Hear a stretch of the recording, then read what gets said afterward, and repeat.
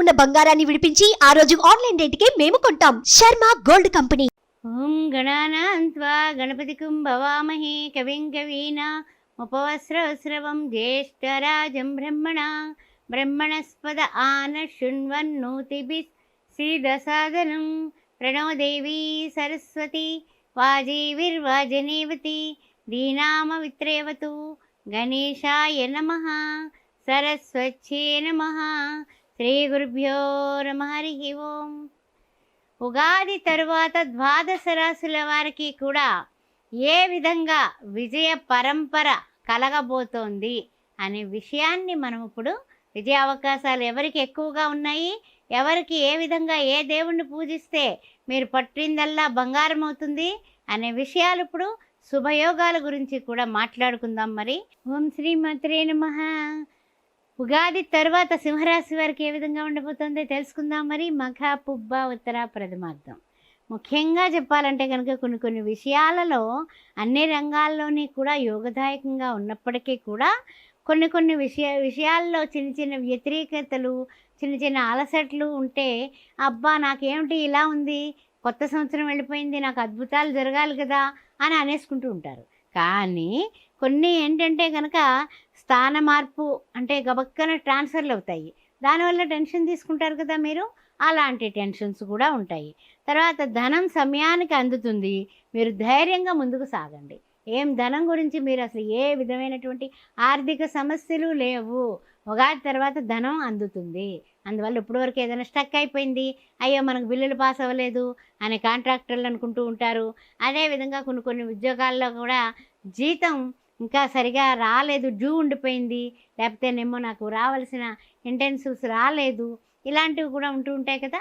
అన్ని విధాలా కూడా ఆ పరిస్థితులు అయితే కనుక వచ్చేస్తాయి, ఏం పర్వాలేదు. తర్వాత ఏంటంటే కనుక మీ మాట మీద ఇంట్లో కానీ బయట కానీ గౌరవానికి లోటు లేదు. మీ మాట మీద గౌరవాలు పెరుగుతాయి, ప్రతిష్ట పెరుగుతుంది. తర్వాత గృహంలో కూడా వస్తువులు, తర్వాత ఏదైనా సరే మాట ముచ్చట వివాహానికి సంబంధించినటువంటివి జరిగేటటువంటి సూచనలు కనపడుతున్నాయి.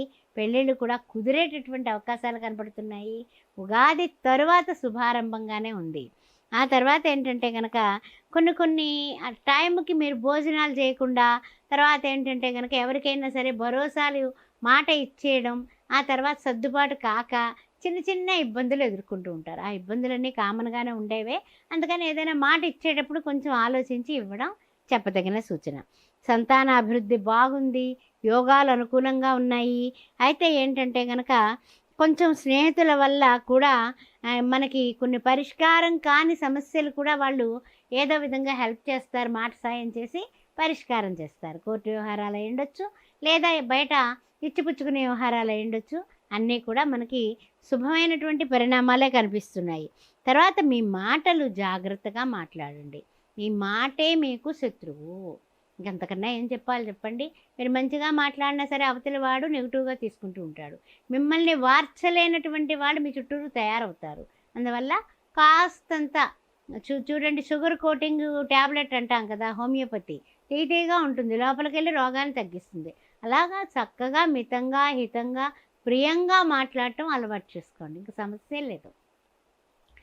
తర్వాత ముఖ్యంగా ఏంటంటే ఆర్థికంగా శారీరకంగా మీ జాగ్రత్తలో మీరు ఉండండి. రోగాలు కొని తెచ్చుకోకండి, వేళకి భోజనం చేయండి, హోటల్ ఫుడ్ తినకండి, తెలివితేటలుగా ఉండండి. వాహనాలు నడిపేటప్పుడు స్పీడ్లు వెళ్ళిపోకండి. ఇవి మీరు తీసుకోవాల్సిన జాగ్రత్తలు. తర్వాత ఏంటంటే కనుక ఖర్చులందు కూడా కొంచెం జాగ్రత్తగా వ్యవహారం చేసుకోండి.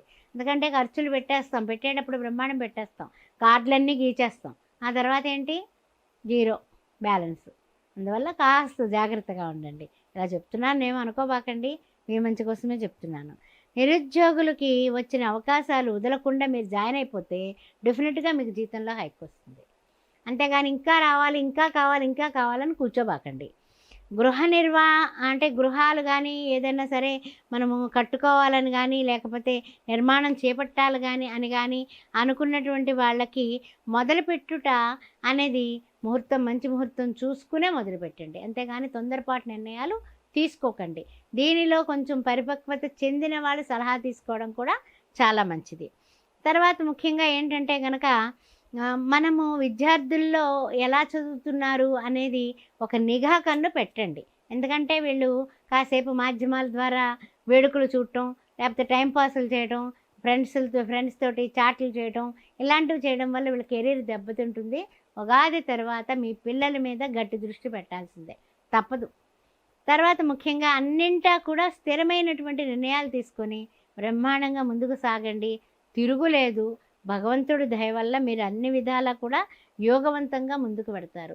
కొంచెం ఖర్చులు ఒక్కటి కొంచెం బ్రేక్ వేసుకోండి చాలు, అన్ని విజయాలు మీ చెంతే ఉంటాయి. తర్వాత కూడా ఏంటంటే కనుక ఎక్కడైనా సరే ఏదైనా సరే చెల్లింపులన్నీ పూర్తి చేసేసి సాటిస్ఫాక్షన్గా కూర్చుంటారు ఆఖరికి. అర్థమైందా మీకు? వివాహాది శుభకార్యాలు కొలుక్కొచ్చేస్తాయి, అన్ని విధాలా సంతృప్తిగా ఉంటారు, అన్ని విధాలా కూడా అనుకూలం పెరుగుతుంది.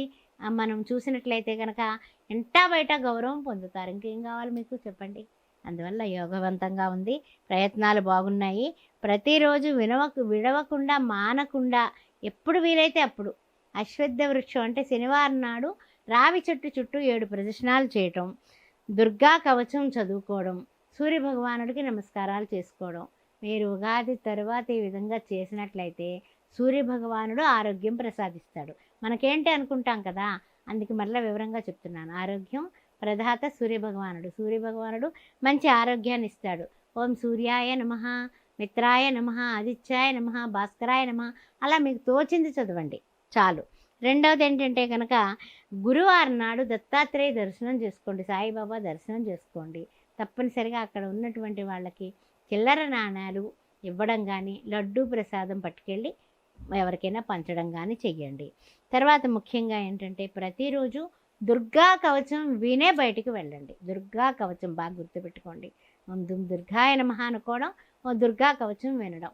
లేదా లలితా సహస్రనామంలో 2 లైన్లు ఏమిటి? శ్రీమాత శ్రీ మహారాజ్ఞి శ్రీమత్ సింహాసనేశ్వరి చిదగ్నికుండ సంభూత దేవకార్య సముజ్జత, ఈ 2 లైన్లు చేసుకోండి చాలు.